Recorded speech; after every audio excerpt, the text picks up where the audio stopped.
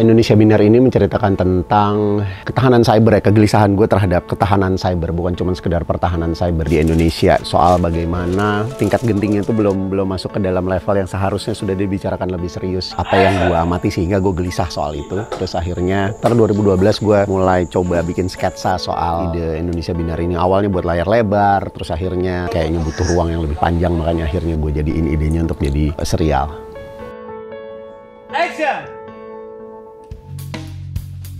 Kalau dunia yang menurut gue digambarkan dalam Indonesia Binar ini adalah dunia yang terdiri dari dua kutub antara teknologi dan orang-orang yang benar-benar menguasainya dan orang-orang yang menggunakan teknologi tapi dari pihak awam gitu. Menurut gue itu dua kutub berbeda yang ingin ditampilkan di sini. Jadi bukan hanya soal antagonis dan protagonis gitu, tapi ada layer manusia juga yang sebenarnya membuat kita mungkin ketika kita nonton ini kita jadi sadar, oh ternyata teknologi itu walaupun gue awam berperan begitu besar ya di kehidupan ini, walaupun gue nggak ngerti hacking-hackingan dan advance teknologi yang lain gitu, tapi tanpa disadari banyak juga loh, maksudnya layer-layer kehidupan kita yang sangat dipengaruhi oleh teknologi itu, dan dua kutub itu menurut gue yang berusaha ditampilkan di dunia Indonesia Binar ini sih.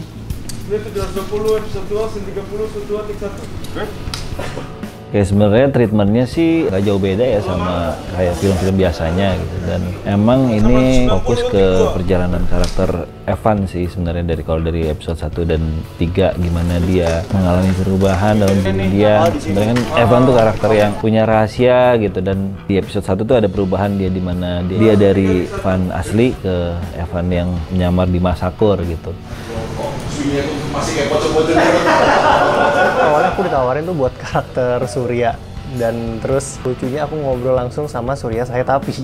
Aku ngobrol sama Surya, nanya-nanya segala macam, terus ternyata aku baru tahu dari Surya juga ternyata kalau misalkan even di Hollywood gitu ya, untuk karakter tuli itu masih diperankan oleh orang tuli langsung gitu, karena memang katanya Surya kesempatan untuk mereka itu masih sangat sedikit. Terus setelah ngobrol sama Surya, aku jelasin tuh, aku cerita kalau kayak gitu ke casting directornya. Oke, kita juga mau casting Surya Sahyatapi sih, kata dia. Oke, lu coba deh karakter Evan kalau gitu. Terus akhirnya gue nyoba Evan, ternyata gue dapet Evan, Surya dapet Surya, kita jadi ketemu beneran gitu. Tadi awalnya ngobrol-ngobrol doang. Evan itu hacker yang udah insyaf sebenarnya, tapi dia terjebak dengan masa lalunya. Terus Evan ini juga orang yang sangat fokus sama apa yang mau dia kerjain. Terus orang yang juga punya bayang-bayang masa lalu yang dia ingin hapus dan ingin ditebus dan dibayar.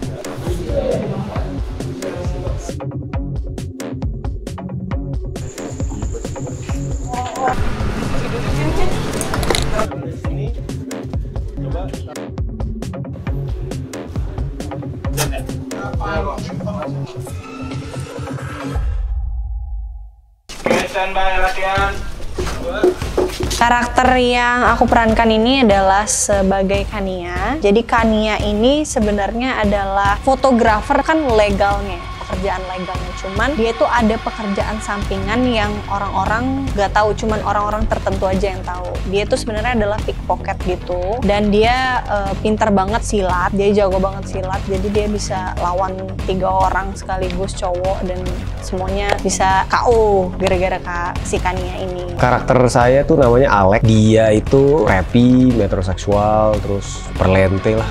Pokoknya pakaiannya tuh rapi-rapi. Terus dia itu lumayan penting perannya di para hacker-hacker.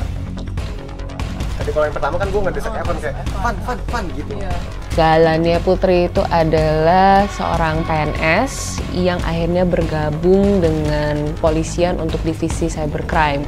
Nah, di PNS ini aku memang bagian IT dan komunikasi. Nah, terus akhirnya aku masuk ke cybercrime dan sudah bergabung selama 1 atau 2 tahun yang akhirnya jadi partnernya Edi Dharma Putra sama Pak Edi. Di sini saya memerankan tokoh Edi. Edi itu salah satu anggota polisi cyber yang ditugaskan untuk kayak menyelidiki atau memburu beberapa hacker kriminal. Mereka sudah melakukan tindakan-tindakan yang keluar batas lah. Udah skalanya skala nasional. Uzi itu karakternya unik sih menurutku. Dan aku sangat excited untuk bisa mainin peran ini. Aku suka dengan karakter Uzi karena dia sangat berbeda dengan karakter Givina. Karakternya tuh dia sedikit kaku, tapi dia smart, dia cepat, dan dia sangat menganggap serius pekerjaannya. Tuh nanti di sini dia akan bekerja dengan Pak Ruby dan memainkan karakter Uzi sebuah tantangan juga buat aku. Karena dia punya layer-layer tertentu yang aku penasaran apakah aku bisa memainkannya atau tidak. Aga ini sebenarnya lebih ke orangutan ya, spirit animalnya. Karakternya merasa at the top of the world, basically on top of the world. Dia merasa everything is in his control dan orang-orang yang lainnya itu seolah-olah semua di bawah dia gitu. Jadi Aga ini anak yang sebenarnya punya too much power, yang ambisius, tapi metode-metodenya let's say agak gila. Jangan lupa saksikan Indonesia Biner. Saksikan Indonesia Biner di Maxstream.